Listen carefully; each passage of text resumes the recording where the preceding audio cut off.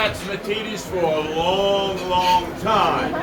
When she was growing up, obviously the daughter of John and Margot Katzmatidis, who I've known over 30 years.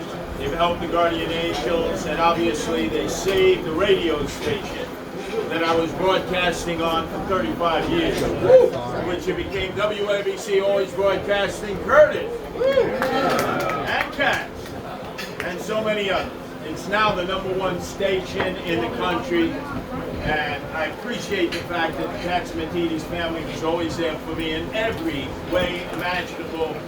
Both AJ and her brother, John Jr., it's been a great political family, and obviously they're philanthropists, and they really love New York City, and they care about New York City, and that's what we need to save this city.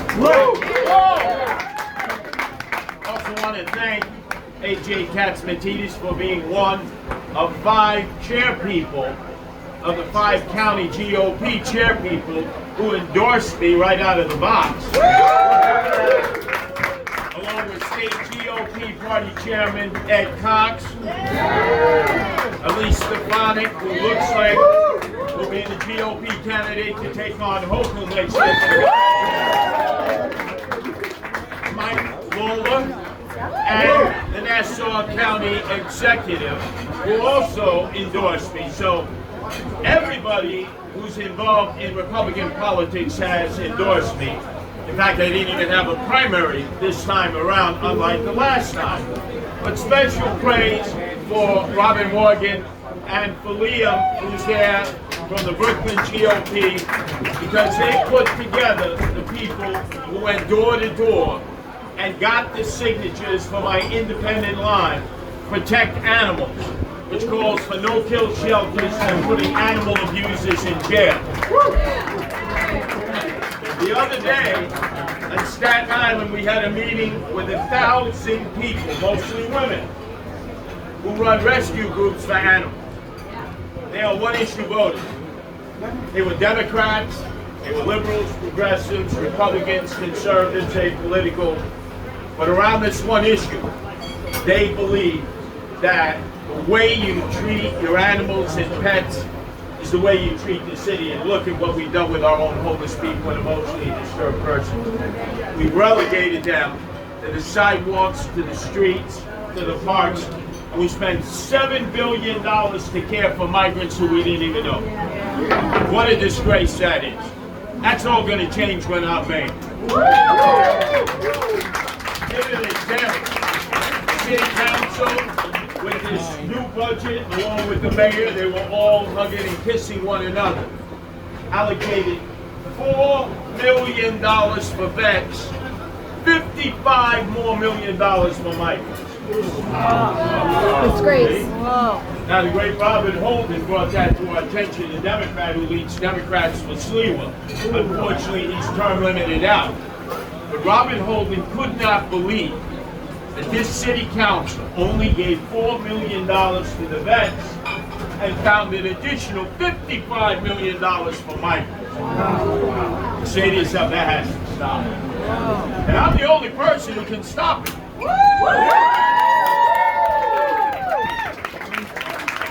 Today is a big day because today we raised more money than Zoran Mandela.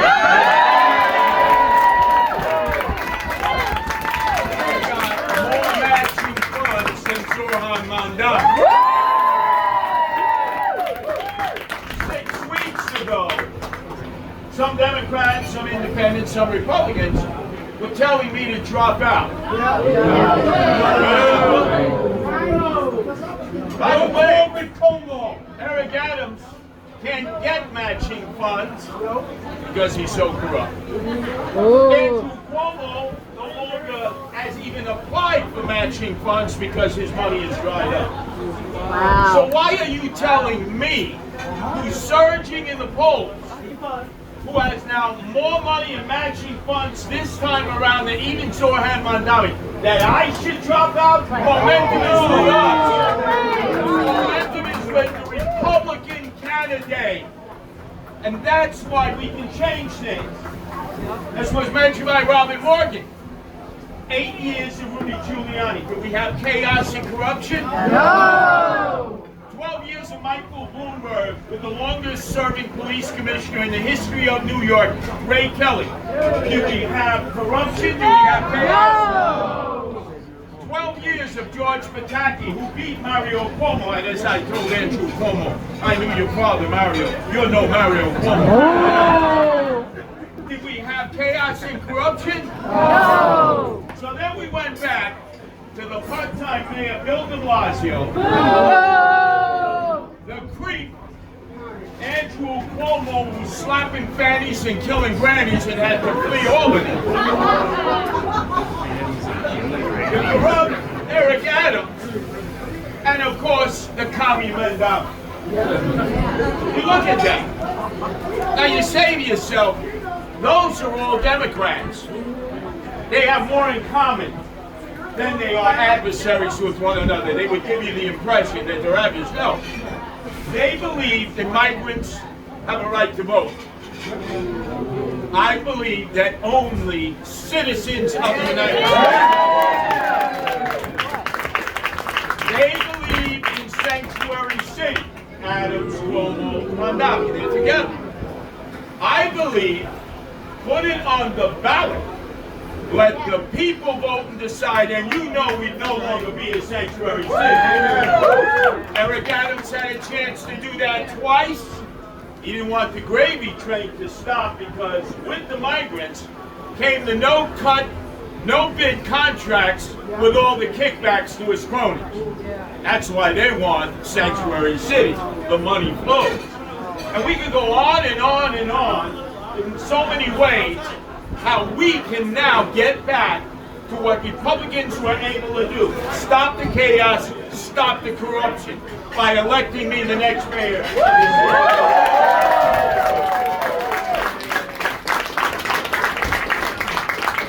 Even the New York Times on Sunday did a glowing profile of me. Although I must admit it was more about should I wear the beret, should I not wear the beret. They're obsessed with that. Now, as I told them and everybody else at times, I'll wear the red beret when I'm in the subways and streets for honoring the 46 years of service that the Guardian Angels have done here and in 13 countries that are. Just so all of you know, 6 have died in the line of duty, 3 dozen seriously injured. When I'm in the subways, and I'm the only candidate campaign in the subways, people in need, in distress, come up to me because they see the red beret. Likewise in the streets. And I'm in the suites, as I was with Catherine Weil, who's CEO of the New York Partnership, which represents a lot of business interests. I took my beret off. She was stunned. When I met with the steam fitters, a local union that got upset that Cuomo ran such a poor campaign allowing the socialists to win, that they allowed me to speak to their members, and they said, well, you know, there's only one problem. We have an American flag in our huge meeting hall, and we have a rule, no hats. Great. I said I was born into this world without a beret. When I die, and as you know, there are some people who already tried, I will be buried without a red beret. Ashes to ashes, dust to dust. When you elect me mayor of the city of New York, I won't need to wear this red beret anymore. So if that's what differentiates somebody from voting for me or not voting for me, then I can take the beret off. But you have a mayor who wears a $5,000 customized suit every day. And I ask the question that any blue-collar working class person, where does he get the money from? Andrew Cuomo has sanctuary in the Hamptons because he only comes out to campaign on occasion, and he allowed Zoran Mandani to win. But let's delve into why the socialists are so powerful now, taking over the Democratic Party. Hillary allowed Bernie Sanders to run in that 2016 primary because she wanted to show it wasn't a coronation. It was actually going to be a primary. When you actually counted votes, Bernie won the primaries and the caucuses. She only got the nomination because she had the superdelegates.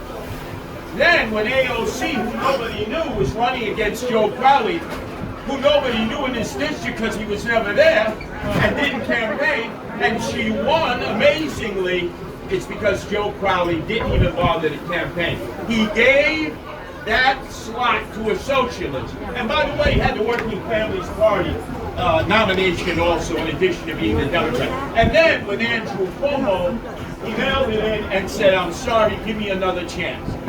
For some of you who happen to be Jewish, have you seen the new and improved Andrew Cuomo? He took your money. He promised you that anti-Semitism would be the #1 issue, which it wasn't in poll after poll. Affordable housing, cost of living, crime, and quality of life. But he took your money, and now he's backtracking. He's saying, well, maybe I'm not such a good supporter of the state of Israel. Maybe I don't support Bibi. Maybe I've been a little too hard. He probably has a kafia in his apartment on Sutton Place. And that reminds me, Eric Adams is the other one who patronized Jewish people in his resurrection and rebirth when Cuomo lost and Mandami won the primary. He went around collecting a lot of money from Jews, patronizing them. Where was he when the students took over Columbia University? Nowhere. What did he do to take off the mask? Nothing. And now all of a sudden he sits down with a podcaster who's friendly with Zorhan. He talks about, oh, there's the state of Palestine. I never found that on the map. He talked about, oh yeah, you know, I really love Zorhan and his father, and I was fascinated to learn more about Idi Amin. Oh my God. Oh my God. Look, I've known Eric Adams for about 44 years. He truly is stupid. I mean, you want to know about Idi Amin? He was a cannibal. He fed his political enemies to crocodiles in the Nile. He hated Jews. Remember Entebbe? Couldn't stop Moses. Eric Adams was fascinated by Idi Amin. So discard all these other candidates. They're all Democrats. And let's face it, Zorhan Mandami is a fake, phony fraudulent fugazi who goes to Uganda where they kill gays and lesbians, hides behind commandos with masks on an AK-47 loaded gun, and now is escorted around by armed security of the NYPD, the very NYPD that he hates. And just yesterday said, you know, with the passing of hero police officer Islam, I now understand that what I said about the police over the years may have been a little too toxic, a little too hard. Boy, has he done a pivot and shift. He's a cop hater, he'll always be a cop hater. He has none of our interests at heart. So, you've seen a little thumbnail sketch of the other three. And then you have me. 47 years of service to this city. Bravo.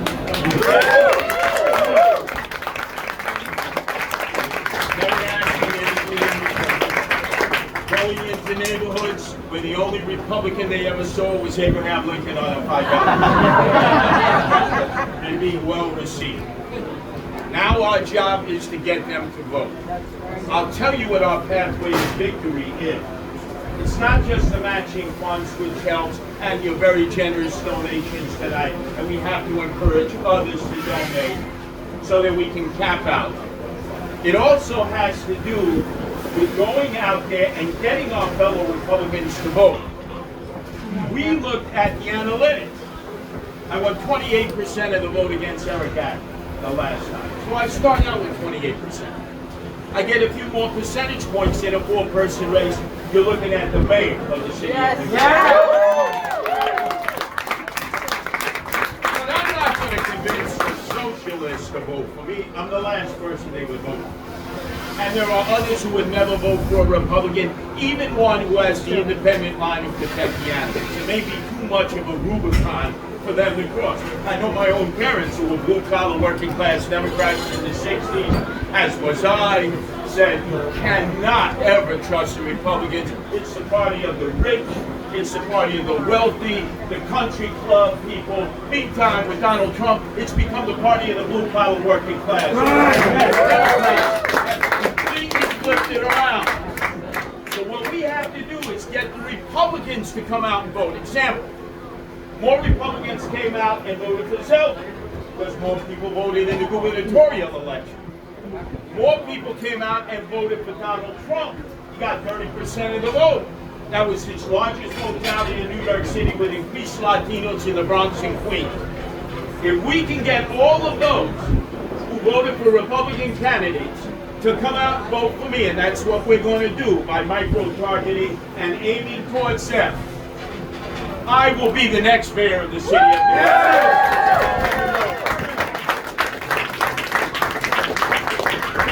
So if you want a safer city, and not somebody who tells you it is your perception. If you want somebody who backs the blue and is actually going to hire 7,000 new cops. And you want a mayor who's going to make sure the cops are protected with the insurance that is given to all civil servants, which was stripped from them by Cuomo, by the state legislature, by the city council, and the former cop of 22 years said nothing about it. Qualified immunity. We're going to put it back.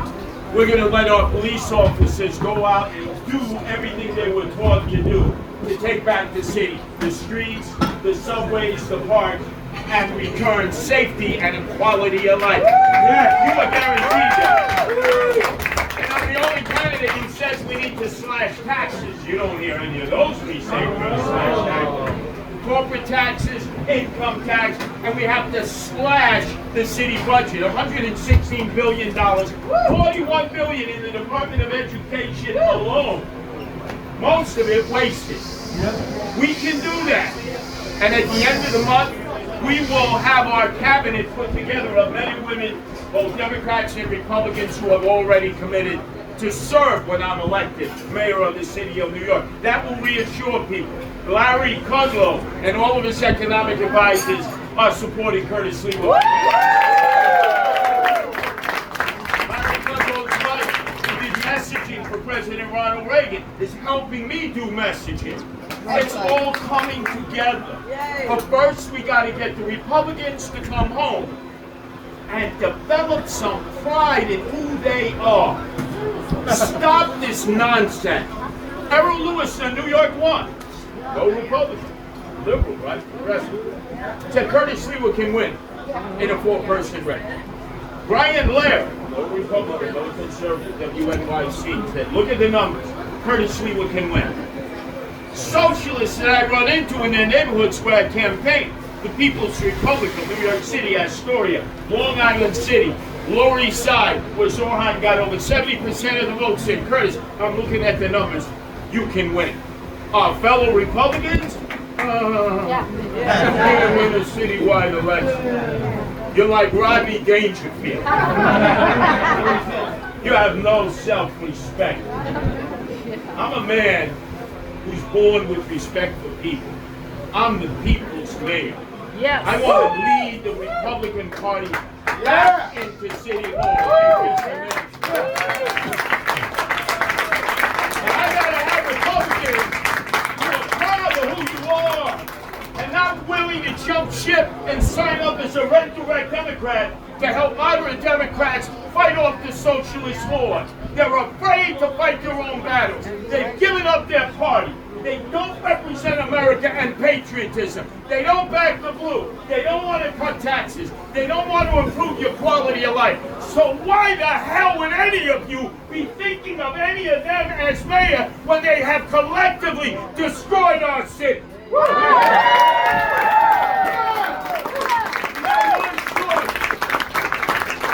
And many of you have said it. It's either Curtis Sliwa for mayor or you're out of here. I believe improved don't move.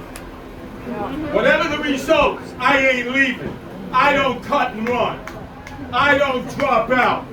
I don't play little kiddie games. We're going to have musical chairs on the SS Titanic, and somebody's going to drop out in September because that's going to make the other person lose or have Mandami. Remember Trump started with 3% in 2016? Remember how he started moving up and all the Republicans dropped out? Anything to stop Trump. That only strengthened Trump. Yes. Trust me on this, I'm a student of politics and history. We had a 4-person race in 1977. Some of you were around. I certainly was, I'm a baby. There was Ed Koch, the Democrat, who won a runoff election against Mario Cuomo when Andrew was his campaign manager and said, hey Dad, we're losing. We got to pull out these signs tomorrow. Vote for Cuomo, not the home. Right. The great liberal progressive. Mario Cuomo took all of 48 seconds to give the thumbs up to his son. Koch won that primary. Mario didn't drop out. He ran as the liberal. The Republican was a Rockefeller liberal Republican. Who remembers the state senator, the heir to the Exide fortune, who ran in that race? Roy Goodman. And then lastly, speaking of talk show hosts, the great Barry Farber, who had previously run against Bella Abzug for Congress and was the 4th candidate, the Conservative Party candidate. It was a great election year. They had great debates, great discussions about the issues. Koch ultimately won. But there have been 4 before, and nobody dropped out. And nobody's dropping out this time. And I'm going to become the mayor and save the city. Thank you so much for coming on.